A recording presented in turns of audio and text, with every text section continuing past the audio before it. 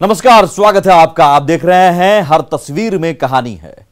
क्या अगर पत्नी से झगड़ा हो जाए तो कोई जान देने पर आमादा हो जाएगा, वो भी हाई वोल्टेज बिजली के खंभे पर चढ़कर। जामताड़ा में तो ऐसा ही हुआ है। आखिर क्यों एक शख्स ने यह सब कुछ किया, जानते हैं इस तस्वीर में छिपी कहानी के जरिए।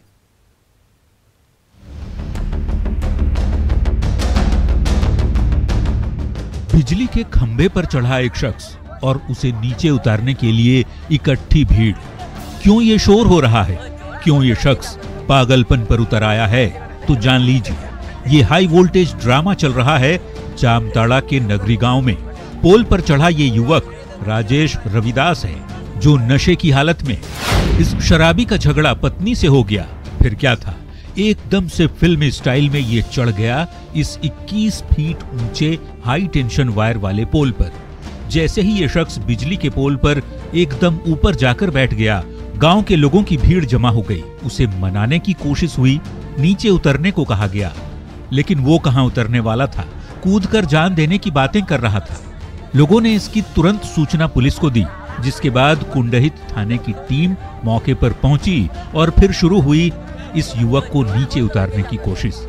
एक दूसरे शख्स ने पोल पर चढ़कर राजेश को नीचे उतारने की कोशिश की, लेकिन वो टस से मस नहीं हुआ। फिर एक डंडे में आग लगाकर उसे डराने की कोशिश की गई। पुलिस टीम ने ग्रामीणों की मदद से काफी जद्दोजहद के बाद उसे नीचे उतारा और फिर थाने लेकर गई। युवक ने बताया कि पारिवारिक विवाद में उसे तेज गुस्सा आ गया, जिसके बाद वो जान देने के लिए पोल पर जा चढ़ा। आखिरकार पुलिस ने इस पारिवारिक विवाद को खत्म करने की कोशिश की, लेकिन ऐसी तस्वीर बड़ी घातक है, जानलेवा है। आप कभी गुस्से में आ जाएं तो ऐसी गलती करने की भूल कतई ना करें, क्योंकि जान है तो जहान है। RP Singh, news 18, Jamtara.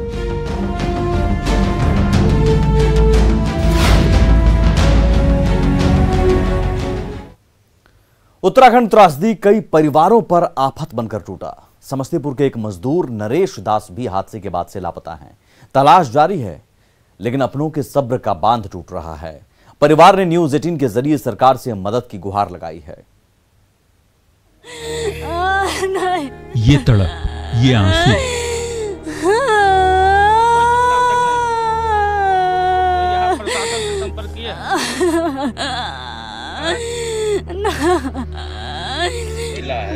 ये दर्द और दुखों का पहाड़। जो नाम है वेबसाइट पर जो दिए हुए। ये जो महिला रोकर अपनी बेबसी बता रही है, इनके पति उत्तराखंड त्रासदी के बाद से लापता है। कोई जानकारी नहीं कि नरेश दास कहां है। समस्तीपुर के वासुदेवपुर गांव के। उधर से हमको कोई प्रशासन की तरफ से कोई अथी नहीं है, और हम बिहार सरकार और उत्तराखंड सरकार से रिक्वेस्ट करते हैं, उत्तराखंड चमोली के प्रशासन से भी रिक्वेस्ट करते हैं कि हमारे भाई नरेश दास का थोड़ा सा पता लगावे। पता के खबर सुने हैं तो हमारा लड़का सरकार के सहयोग है, जो हमारा लड़का को खोजी करे। दूगो बच्चा है, उसको कैसे प्रतिपाल होगा। रविवार को चमोली में ग्लेशियर टूटने के बाद जल प्रलय ने जो तबाही मचाई थी, उसके बाद से कई लोग लापता हैं। अपनों का पता नहीं चल पाने से नरेश जैसे कितने ही परिवार का बुरा हाल है। कोई तो हो जो इनके आंसू पोंछे, कोई तो हो जो इन्हें अपनों को वापस लाने का ढांढस बंधाए, कोई तो हो जो ये कहे कि मत घबराइए, सब कुछ ठीक है, आपका अपना कहीं गुम नहीं हुआ है, सकुशल है। वैसे सरकार से गुहार के बाद अब आखिरी उम्मीद भगवान पर ही टिकी है। न्यूज़ 18 के लिए समस्तीपुर से मुकेश कुमार की रिपोर्ट। जरा सोचिए कि आप किसी एनएच पर स्पीड से जा रहे हैं और अचानक आपका हाथियों से मुकाबला हो जाए।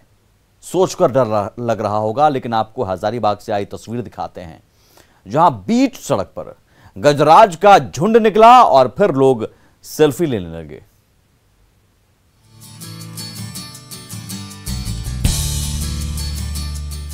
गजराज के साथ सेल्फी लेते लोगों की तस्वीर और सड़क पर मौजूद हाथियों का झुंड। तस्वीरें हजारीबाग के चरही घाटी की हैं, जहां NH 33 से गुजर रहे लोगों का सामना गजराज से हुआ, वो भी एक दो नहीं 25 हाथियों से। जिस NH पर गाड़ियां फर्राटे भरती हैं, पल भर में ही गाड़ियों की रफ्तार पर ब्रेक लग गई। सामने से गुजर रहे हाथियों को जाने में जो वक्त लगा, इस बीच लोग गजराज के साथ तस्वीरें कैमरे में कैद करने लगे और तब तक सेल्फी का ये सिलसिला चलता रहा। हाथियों का झुंड पिछले 1 महीने से बड़का गांव, केरेडारी, टंडवा और चुरचू के इलाके में घूम रहा है। हाथियों ने कई घरों को नुकसान पहुंचाने के साथ ही फसल को भी नष्ट कर दिया है। ऐसे में वन विभाग की ओर से लोगों को सतर्क रहने की अपील की जा रही है। वो झुंड के पास नहीं जाए, हाथियों को छेड़े नहीं, सावधान रहे, नशे का सेवन न करें, नशा का सेवन करके नहीं रहे, घर में कोई नशे का वस्तु नहीं रखें, यह मैं अपील करूंगा। और जैसी जिस क्षेत्र में हाथी है तुरंत उसकी सूचना संबंधित वन क्षेत्र पदाधिकारी अथवा कोई भी वन कर्मचारी को दे। हाथियों के आने से इलाके के लोग दहशत में हैं, क्योंकि ये इलाका हाथियों का पुराना रास्ता भी रह चुका है। हाथी जब भी इस इलाके में आते हैं तो इसी रास्ते से होकर गुजरते हैं और ऐसी तस्वीरें आम होती हैं यहाँ के लोगों के लिए। राकेश कुमार, न्यूज़ 18, हजारीबाग।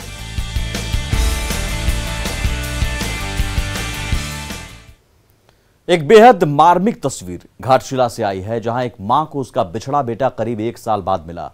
तमिलनाडु में तड़पती मां के कलेजे की कुलबुलाहट झारखंड में जाकर शांत हुई। पूरी कहानी क्या है, देखिए।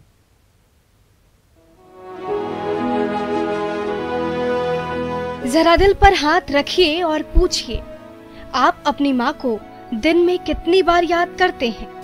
जी, शायद ही ऐसा होगा जब आपने अपनी माँ को याद ना किया हो या फिर आपकी माँ ने आपको याद ना किया हो, क्योंकि ये रिश्ता ही ऐसा है, ये प्यार ही ऐसा है, ये विश्वास ही ऐसा है। अब जरा सोचिए, उस माँ पर क्या बीतेगा जिसने अपने जिगर के टुकड़े को खो दिया हो, वो भी लॉकडाउन में। एक ऐसी ही बेबस और लाचार माँ के कलेजे को ठंडक तब पहुंची जब उसने अपने लाल को 1 साल बाद अपनी आंखों के सामने देखा। झारखंड के घाटशिला के मुसाबनी में माँ और बिछड़े बेटे के इस मार्मिक मिलन को देख सबकी आंखें नम हो गई।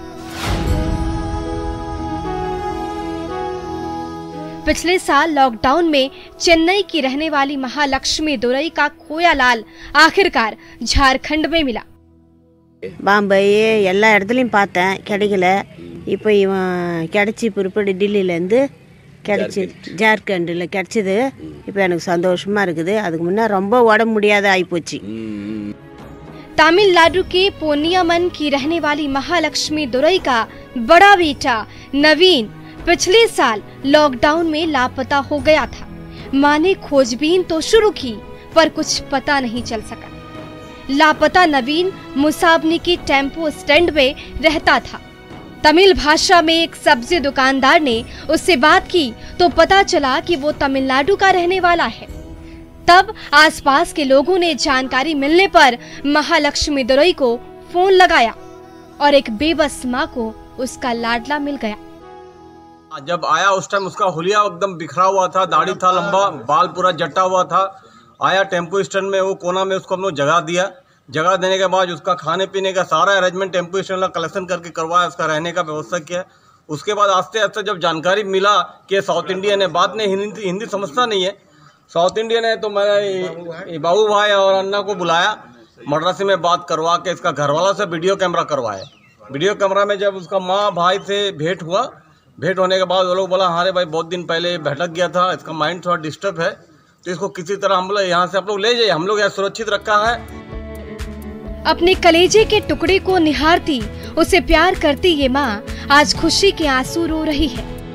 तब जब इसे किसी अनहोनी का डर था, तब किसी ने हिम्मत नहीं की थी, लेकिन घाटशिला से आए एक फोन कॉल ने महालक्ष्मी की पथराई आंखों में बेटे की सूरत दिखा दी, उससे मिलवा दिया।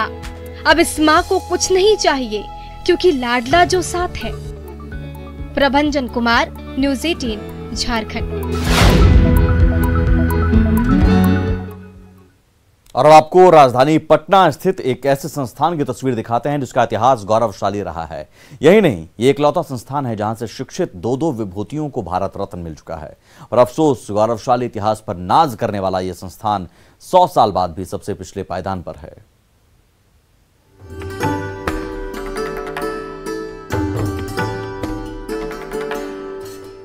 तस्वीरों में दिख रही ये इमारत, ये बगीचा और ये लाइब्रेरी पटना स्थित बिहार विद्यापीठ की है।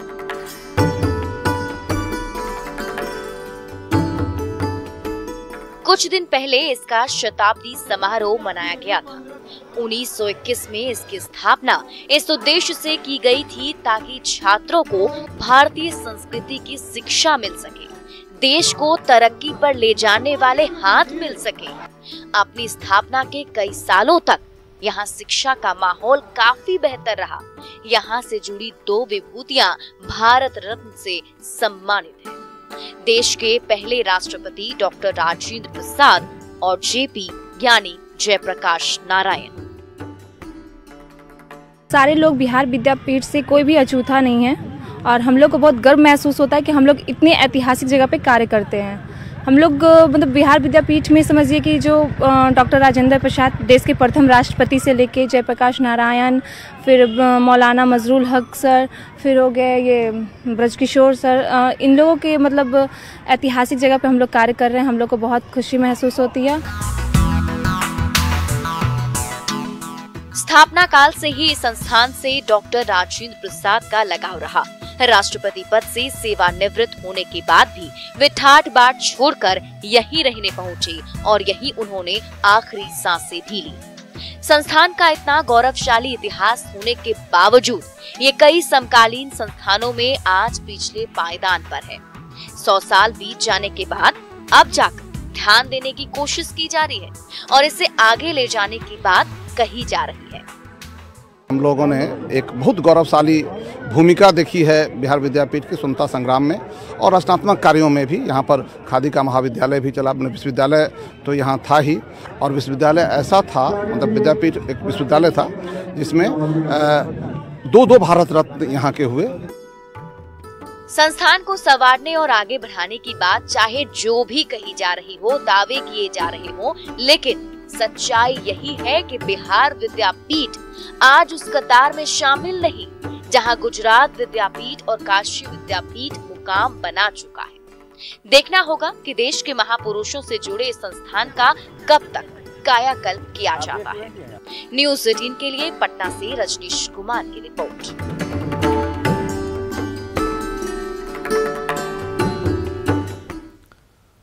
हमारे देश में प्रदूषण किस खतरनाक स्तर तक पहुंच गया है, इसका अंदाजा इसी बात से लगाया जा सकता है कि दुनिया के सबसे प्रदूषित 20 शहरों में से 14 भारत में हैं। उसमें भी बिहार की हालत और खराब है, लेकिन बिहार के गया में प्रदूषण को कंट्रोल करने के लिए एक अच्छी शुरुआत की गई है। आइए आपको दिखाते हैं तस्वीर।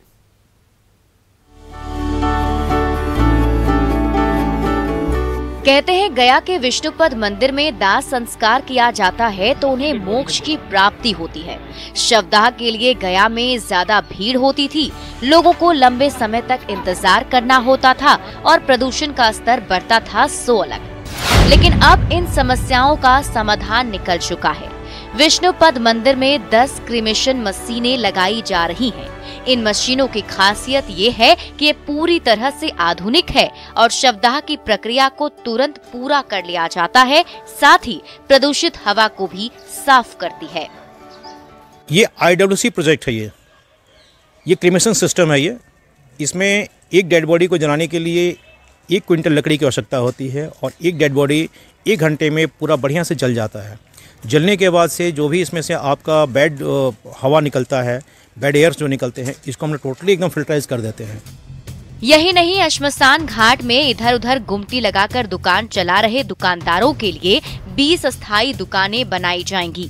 शवदाह के लिए पहुंचने वाले लोगों के लिए वातानुकूलित हॉल व पार्क का निर्माण भी किया जा रहा है। NGT के आदेश पर श्मशान घाट पर प्रदूषण रोकने के लिए नगर निगम ने इस तकनीक का इस्तेमाल शुरू किया है। श्मशान घाट है या शवदाहगिरी है, वहाँ पर जो पॉल्यूशन हो रहते हैं उसको नियंत्रित करने की बात है। उसको आप कम कीजिए या उसके लेवल, इमिशन लेवल को कम कीजिए। उसी को ध्यान में रखते हुए हम लोगों ने ग्रीन टेक्नोलॉजी आधारित, जिसमें चिमनी काफ़ी ऊपर रहती है और उसका जो धुआं निकलता है वो नीचे आसपास वातावरण में नहीं जाए, हम लोगों ने मॉडर्न टेक्नोलॉजी वाला इन्वायरमेंट फ्रेंडली पॉल्यूशन जो को मतलब कम कर सके, इमिशन को कम कर सके, टेक्नोलॉजी वहाँ पर लगा रहे हैं। जाहिर तौर पर इस नई तकनीक से न सिर्फ प्रदूषण कम होगा बल्कि लोगों का आर्थिक बोझ भी घटेगा। पहले लोगों का आधा से ज्यादा खर्च लकड़ी खरीदने में ही हो जाता था, लेकिन अब इस मशीन के आने से उन्हें तमाम झंझटों से छुटकारा मिलेगा। न्यूज़ 18 के लिए गया से एलन लिली की रिपोर्ट। तस्वीरें अभी और भी हैं, कहानियां अभी और भी हैं, लौटते हैं बस थोड़ी ही देर में। और अब तस्वीर लखीसराय प्रशासन की बेहतर पहल की, जहां शहरवासियों की सेहत का ख्याल रखने के साथ ही समाहरणालय की बेकार पड़े तालाब की सूरत बदलने का भी बीड़ा उठाया जा रहा है।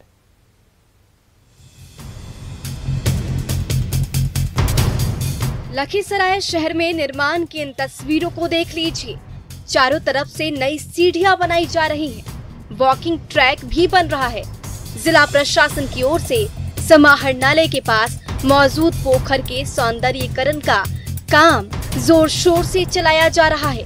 करीब 2.5 करोड़ की लागत से नगर परिषद के क्षेत्र का न सिर्फ विकास किया जा रहा है बल्कि शहरवासियों को सुबह शाम की सैर के लिए बेहतर विकल्प देने की कोशिश भी की जा रही है।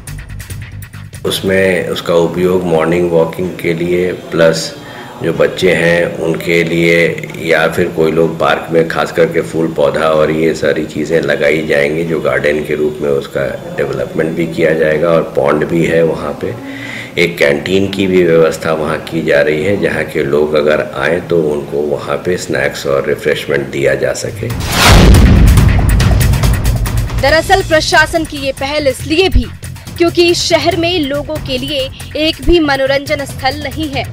परिया पोखर के चारों तरफ घाट का पक्कीकरण, फुटपाथ, लाइटिंग की व्यवस्था, बच्चों के लिए वाटर पार्क और नौका विहार शुरू करने की योजना वाकई एक बेहतर पहल है। इसके रखरखाव के लिए मामूली शुल्क भी वसूल किया जाएगा।